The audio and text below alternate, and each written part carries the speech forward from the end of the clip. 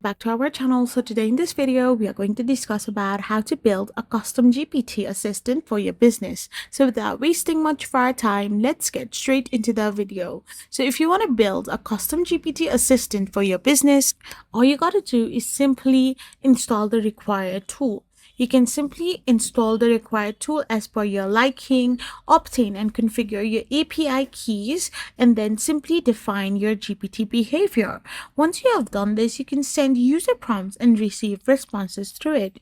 You can add custom features or integrations as per your liking, and this way you can simply build a custom GPT assistant for your business, which can simply help you scale up your business. You can use the preview tab to run test conversation, ask questions, challenges, and launch a small pilot with one team, collect feedbacks and accuracy and refine instructions. So this way you can simply do it. I hope you found this video helpful. So don't forget to hit that subscribe button and to give us a thumbs up. We will be back again with more informative videos. Thank you for watching and stay tuned for our next video.